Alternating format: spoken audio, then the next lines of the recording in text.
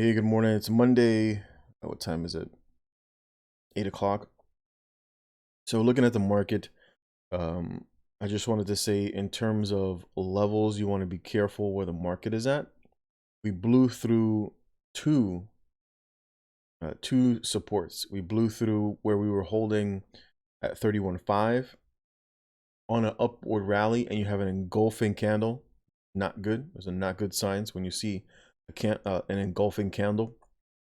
Secondly, there was another uh, resistance that we held here for quite some time. As you can see, the market held that 31.2, right?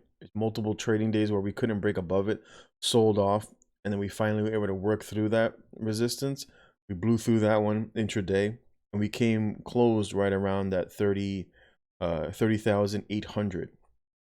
And of course, that's where we held here, we held here, we held here, and of course right here, right? You can see we moved to the upside. So more than likely, we're going to see the market move further down.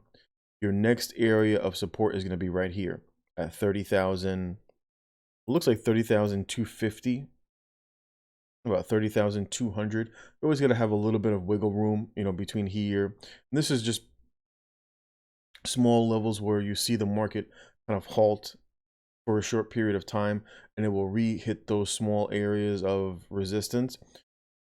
But on the downside, we're seeing, on the downside, we're seeing quite a bit of volume. As you can see, just within 2 trading days, we saw massive volume to the downside. And of course, that's more in relation to what's going on. The 10-year treasury is moving up. I think it will continue to move higher, which of course will continue to drive the market down. So I would just be patient. If you've got some money on the side, I would just keep on adding to it. For the portfolio, as you can see, we're still excuse me, still holding up well. With we're getting in. This is gonna be a really good month in terms of dividends. I think we're about 400. Let me see. Let's see what we're looking at for the month in terms of our dividend allocation. This is my goal. Hopefully, I'll hit that next year. All right, so this is my portfolio in terms of the upcoming dividends that we can look at. Let's take a look at this over here. So I think this is going to be a good month of around 4 and change. Probably going to be the best month so far in terms of dividends. So we can see we've got quite a lot of dividends for the month that are going to be rolling in, as you can see. Excuse me. We got 1, 2, 3, 4, 5, 6, 7, 8, 9, 10. Quite a bit. 11, 12, 13, 14, 15. So we got 15 dividends. There's going to be a big month in April to look forward to. And then, for next month, not so much, but we will be steadily rising back up. As you can see, and of course, we're going to keep on adding to our dividend plays. But I believe this month we're going to be at around 4 and change. So that's always good, when you want to have some cash flow coming in from the portfolio. And that's typically why I like buying dividend stocks.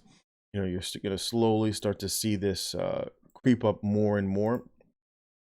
I'm going to slowly see this creep up more and more. We did get hit, excuse me, did get hit last week in the downturn, and as you can see, we were up. At one point, we were at 67K. So we pulled back about 23 and change, which is quite a bit to lose. And of course, that's just how quickly. And a lot of that, I think, came in our risk. We had quite a bit, and that was between basically Wells Fargo, Alibaba, CRM, etc. Most of these plays will probably go up. I did sell, I sold some of my JetBlue, and I bought into the SQQs. So I think that we're going to have a little bit of a pullback. So I'm buying the SQQs. I do think that we will float higher. Today we are having a little bit of an update pre-market. As you can see, I can see my stocks that are up pre-market. But I do think we're going to have a little bit of a pullback over the next couple of weeks. So we'll have ups and then sell-offs, gap ups into sell-offs. Just my opinion is how I'm choosing to play it, which is why I bought the SQQs. So they're inverse. It does eat itself. That's the overall goal. It will eventually eat itself. But during during, market reversals, right? And this was back during the beginning of the pandemic, as you can see the trend, and then obviously because of the pandemic, so this goes in the opposite direction. So that's why I bought. That's why I started buying into the SQQs, because I'm thinking that we're going to see sharp movements to the downside, but then stock market will inflate back up. Just my opinion, how I am playing it, and we're seeing what looks like the the 200-day moving average. We could trade above it temporarily, but I'm going to leave it there. Going to keep this one short. Again, as a reminder, what I will continue to be looking for are food stocks. I've read a lot of articles talking about a lot of issues with food shortages. So most of the stocks, in terms of dividends, to kind of well round the portfolio a bit more, because I'm a little too much into finance. So I do want to get more into stocks like, for example, General Mills, Kellogg's, Coca-Cola, FLO. FLO is another one for a bit more of a steady yield, as well as Tyson, right? Because I think meat prices are going to go up.